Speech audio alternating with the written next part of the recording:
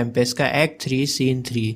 अगर आपने पहले के सीन्स नहीं देखे तो ऊपर कार्ड्स में लिंक आ रहा है, आप चाहें तो देख सकते हैं। तो एक्ट 3 सीन 3 में गोंजालो, अलोंसो, सेबेस्टियन, एंटोनियो और बाकी सभी लोग एक जगह पर इकट्ठे होते हैं। गोंजालो चल चलकर थक चुका है एकदम, उसकी उम्र भी बहुत ज़्यादा है बाकी सभी लोगों से, तो वो कहता है कि मैं अब और नहीं चल पाऊंगा, मुझे आराम की ज़रूरत है, मेरी बूढ़ी हड्डियां दर्द करने लगी हैं और यहाँ का रास्ता भी बहुत ख़राब है। अलोंसो कहता है हाँ तुम सही कह रहे हो, मेरी वजह से तुम सब थक गए हो, मैं खुद भी थक गया हूँ और तुम्हें भी थका दिया है मैंने अपने साथ, खुद तो थक ही गया हूँ और अपने साथ में तुम्हें भी थका दिया है, अब मैं हार मान चुका हूँ, निराश हो चुका हूँ।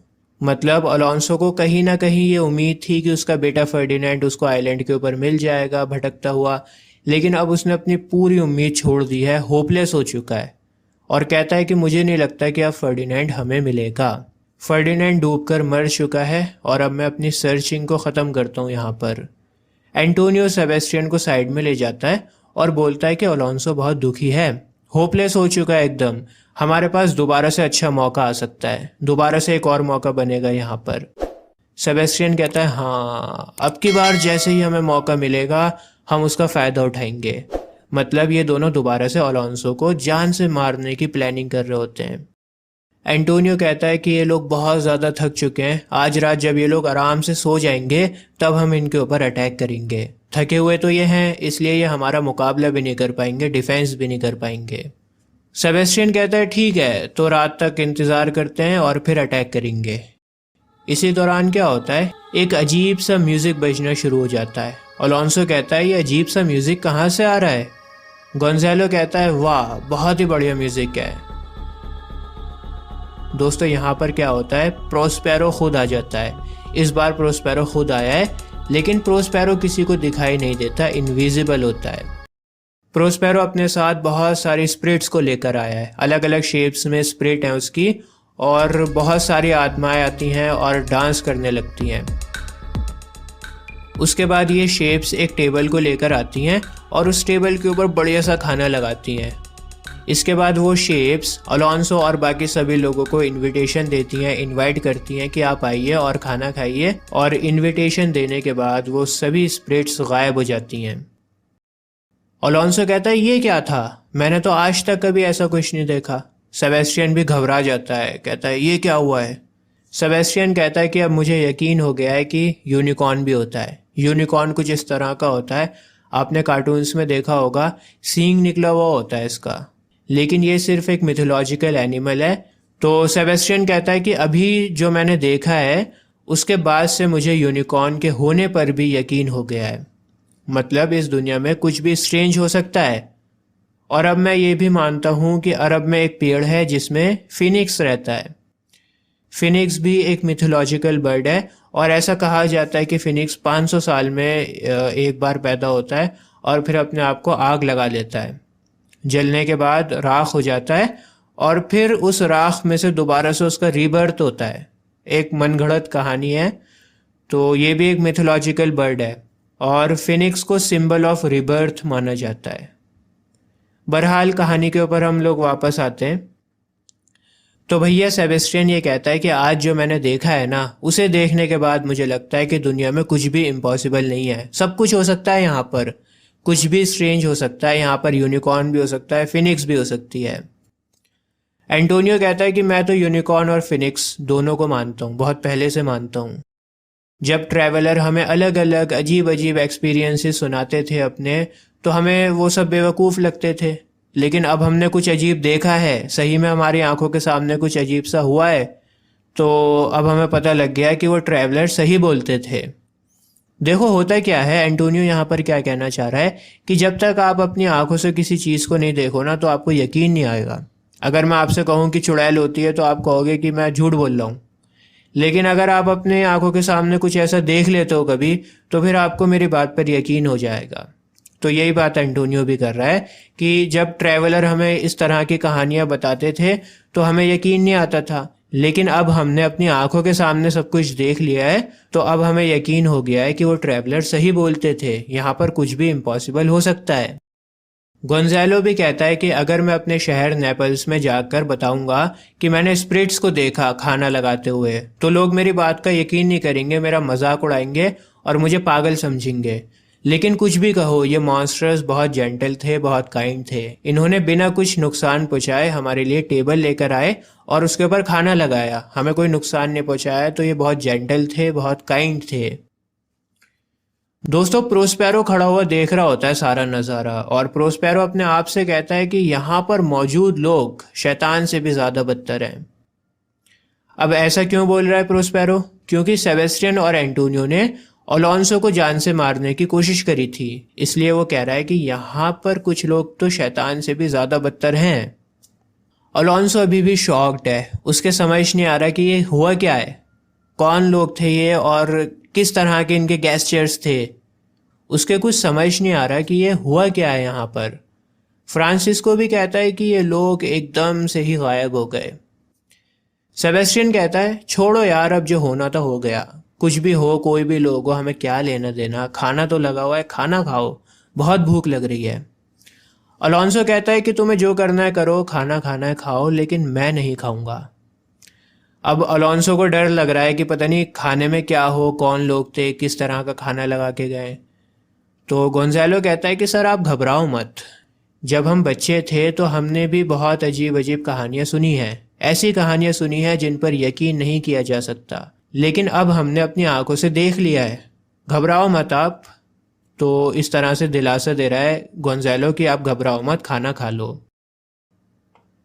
तो अब क्या होता है? अलोंसो कहता है चलो ठीक है, मैं खाता हूँ खाना, अब डरना कैसा, क्योंकि अब जीने का तो कोई मकसद ही नहीं बचा, जीने का कोई फ़ायदा ही नहीं बचा। मेरा बेटा फर्डिनेंड मर चुका है, तो अब मैं जी कर क्या करूँगा? अब इस खाने में जहर हो या कुछ भी हो, मुझे क्या लेना देना। तो भले ही ये मेरी ज़िंदगी की आखिरी मील क्यों ना हो, मुझे फ़र्क नहीं पड़ता। अब इस खाना खाने के बाद मैं बचूं या नहीं बचूं, इस बात से मुझे कोई फ़र्क नहीं पड़ेगा, क्योंकि मैं अपने बच्चे को खो चुका हूँ, मेरे पास कोई वजह नहीं है जीने की। दोस्तों, अब ये लोग खाना खाने जा रहे होते हैं और तभी वहाँ पर बिजली कड़कती है बहुत तेज़, और एरियल आ जाता है। एरियल उस टेबल के ऊपर हार्पी बर्ड की तरह आता है। हार्पी बर्ड कुछ इस तरह की होती है, बहुत भयानक सी होती है, ये मिथोलॉजिकल एनिमल है, और इसका चेहरा औरत की तरह होता है और बॉडी बर्ड की तरह होती है। आप अपनी स्क्रीन पे देख सकते हो, इस तरह की होती है ये। तो एरियल इस बड़े से हार्पी बर्ड की तरह उस टेबल के ऊपर आता है, और वहाँ पर रखा हुआ सारा जो सामान रखा हुआ होता है टेबल के ऊपर, खाना रखा हुआ होता है, वो सब गायब हो जाता है। एरियल कहता है कि तुम लोगों में से 3 लोग ऐसे हैं जो इंसानों के बीच में रहने लायक नहीं हैं। 3 लोग कौन कौन से बोल रहा है वो? एंटोनियो, सेबेस्टियन और अलोंसो। क्योंकि ये तीनों दुष्ट करैक्टर हैं, तो एरियल कहता है कि इन तीनों को किस्मत ने समुंदर से निकालकर आइलैंड के ऊपर डाल दिया, और मैंने तुम्हें पागल बना दिया है इस आइलैंड के ऊपर, मैं ही था जिसने तुम्हें परेशान किया है। ये बातें सुनकर सभी लोग अपनी अपनी तलवारें निकाल लेते हैं। एरियल कहता है बेवकूफ़ हो, पता है तुम्हें किसके सामने तलवार दिखा रहे हो? अगर मैं चाहूँ तो अभी ऐसा जादू करूँगा कि तुम तलवार उठा भी नहीं पाओगे। और चलो मान लो तुमने तलवार चला भी दी, तब भी क्या होगा? कुछ नहीं होगा, मेरा कुछ नहीं बिगाड़ पाओगे। जैसे तुम हवा में तलवार चलाते हो तो हवा का कुछ नहीं बिगड़ता, पानी में चलाते हो तो पानी का कुछ नहीं बिगड़ता, ऐसे ही अगर तुम मेरे ऊपर तलवार चलाओगे तो मेरा भी कुछ नहीं बिगड़ेगा। सुनो मेरी बात, ये सब तुम्हारे साथ इसलिए हो रहा है क्योंकि तुमने प्रोस्पेरो और उसकी बेटी को मिलान शहर से बाहर निकाल दिया था, तो अब जैसी करनी वैसी भरनी। तुमने प्रोस्पेरो और उसकी बेटी के साथ बुरा किया, अब तुम्हारे साथ बुरा हो रहा है। भूखे प्यासे थके हुए इधर से उधर इस आइलैंड के ऊपर तुम भटकते रहो, यही तुम्हारी सज़ा है। तुम्हें तड़पाया जा रहा है, तुम्हें मौत नहीं दी जा रही, तड़पाया जा रहा है। क्योंकि मौत क्या होती है? 1 टाइम पेन होता है, एक बार मौत आई, एक बार पेन हुआ, ख़त्म। लेकिन तड़पाने में इंसान बार बार मरता है। तो इस आइलैंड पर भूखे प्यासे तड़पते रहो, तड़प तड़प के मरोगे। तुम्हारे घर वाले भी तुम्हारे साथ में नहीं है, अलोंसो भी अपना बेटा फर्डिनेंड खो चुका है। तुम्हारे पास बचने का सिर्फ एक तरीका है। अगर तुम बचना चाहते हो तो अपने दिलों को बदल दो, अपने दिलों से नफरतों को निकाल दो, और रियलाइज़ करो कि तुमने प्रोस्पेरो और उसकी बेटी के साथ में कितना बुरा किया था। अगर ऐसा करोगे तो शायद तुम्हें माफ़ कर दिया जाए। इतना इतना कहकर एरियल वहाँ से चला जाता है। इसके बाद बिजली कड़कती है, म्यूज़िक बजता है और दोबारा से वही शेप्स आ जाती हैं जो प्रोस्पेरो की दूसरी स्पिरिट्स थी वो आ जाती हैं, जिन्होंने पहले खाना लगाया था। तो वो आ जाती हैं और वापस से डांस करना शुरू कर देती हैं। इसके बाद वहाँ पर रखी टेबल को वो अपने साथ में ले जाती हैं। प्रोस्पेरो सारे नज़ारे को देख रहा होता है और एरियल की बहुत तारीफ़ें करता है और कहता है कि तुमने बहुत अच्छा काम किया है, जो काम तुम्हें बताया गया था वैसे ही काम किया है तुमने, और जो मेरी दूसरी स्पिरिट्स थीं उन्होंने भी बहुत बढ़िया काम किया है। अब आएगा मज़ा इन लोगों को। अब इनके पैरों तले ज़मीन खिसकेगी और इनके तोते उड़ जाएंगे। मैं इन सभी को दिमागी दौरे के साथ में छोड़कर जाना चाहता हूँ। मतलब कहता है कि इनकी हालत बहुत ख़राब हो गई है, ऐसा हो गया है कि जैसे दिमाग के दौरे पड़ रहे हों। तो मैं अब इन्हें इसी कंडीशन में छोड़कर फर्डिनेंड और अपनी प्यारी बेटी मिरांडा के पास में जाना चाहता हूँ। इसके बाद प्रोस्पेरो वहाँ से चला जाता है। गोंज़ालो खुदा का नाम पढ़ता है और अलोंसो से कहता है, सर क्या हुआ आपको, ऐसे क्यों खड़े हैं, ऐसे स्टेयर क्यों कर रहे हैं आप? अलोंसो कहता है, ओह ये मॉन्स्टर था। अलोंसो कहता है कि मुझे लगा कि एक बहुत बड़ी हवा की लहर, एक तूफान ने प्रोस्पेरो का नाम पुकारा हो। ऐसा लगा कि ठंडर ने प्रोस्पेरो का नाम पुकारा हो। प्रोस्पेरो जिसके साथ मैंने नाइंसाफ़ी करी थी, धोखा दिया था, उसको मिलान से बाहर निकाल दिया था मैंने, और क्योंकि मैंने प्रोस्पेरो के साथ गलत किया था इसलिए मेरा बेटा फर्डिनेंड भी मर चुका है। बहुत नीचे समुंदर में डूब चुका है फर्डिनेंड, और अब मैं भी फर्डिनेंड को ढूंढने के लिए समुंदर में जाऊंगा और उसी की तरह डूब कर मर जाऊंगा, उसी के बराबर में लेट जाऊंगा।